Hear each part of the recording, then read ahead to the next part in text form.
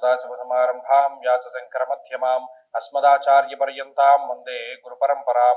జ్యోతిషాస్త్రాన్ని భావితరాల వారికి ప్రసాదించిన ఋషుల యొక్క పాదపద్మాలకి నమస్కారం చేసుకుంటూ, అలాగే నాకు ఈ జ్యోతిష విద్యను నేర్పిన గురువర్యులు జ్యోతిష బ్రహ్మ కీర్తిశేషులు శ్రీ ఏరంకి సూర్యనారాయణమూర్తి గారు, సూర్యశ్రీ దవజ్ఞ గారి యొక్క పాదపద్మాలకు నమస్కారం చేసుకుంటూ, ఓం శ్రీ మహాగణాధిపతే నమః, శ్రీ గురుభ్యో నమః, హరి ఓం. వీక్షకులందరికీ నమస్కారం. మకర రాశి వారికి అద్భుతమైనటువంటి కాలం నడుస్తూ ఉన్నది. మిగతా వారు చూసి ఈర్ష్యను పొందేటువంటి స్థితి ఉన్నది వీరికి. ఎందుకు? గురుబలం ఉంది, రవి, కుజుడు, బుధుడు, శుక్రుడు, అంటే ఉన్న గ్రహాలన్నీ మకర రాశికి యోగిస్తున్నాయి. మీరు గమనించండి, ప్రాక్టికల్ గా కూడా నేను ఇద్దరు ముగ్గురు మీద ఈ ఫలితాల మార్పు గమనించాను. భగవంతుడి దయ వల్ల మంచివాళ్ళు కొంతమంది సమాజంలో ఉండడం వల్ల ఏమంటే మీరు చెప్పేటువంటి మార్పు మాకు కనబడిందంటే, మకర రాశి వాళ్ళం మేము, మీరు గత 3 వారాలుగా బాగుందని చెప్తున్నారు, మాకు ఉద్యోగం వచ్చింది, లేదా మాకు సంతానం కలిగింది, లేకపోతే మేము ఇంటర్వ్యూలో సెలెక్ట్ అయ్యాము, లేకపోతే ప్రమోషన్ వచ్చింది అనేటువంటి మాటలు ప్రత్యేకించి నాకు వినపడ్డాయి. అక్టోబర్ 16వ తారీఖు దాటిన తర్వాత ఈ పరిస్థితి కొంత బాగున్నది ఎవరికి? మకర రాశి వారికి. ఎందుకు?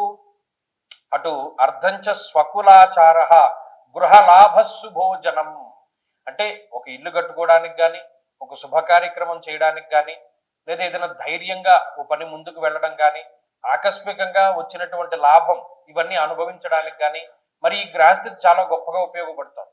అందువల్ల మకర రాశి వారి యొక్క సమయం చాలా బాగున్నది. ఈ వారంలో అయితే శనేశ్వరుని యొక్క బలం కూడా పెరుగుతుంది. తృతీయ మందు మొన్నటి వరకు వక్రించిన శనేశ్వరుడు ఈ వారం చివరి నుండి రుజు మార్గంలో వెళుతున్నారు. శనేశ్వరుడు తృతీయ స్థానంలో కూడా చాలా అద్భుతమైనటువంటి శుభ ఫలితాలను ఇస్తారు.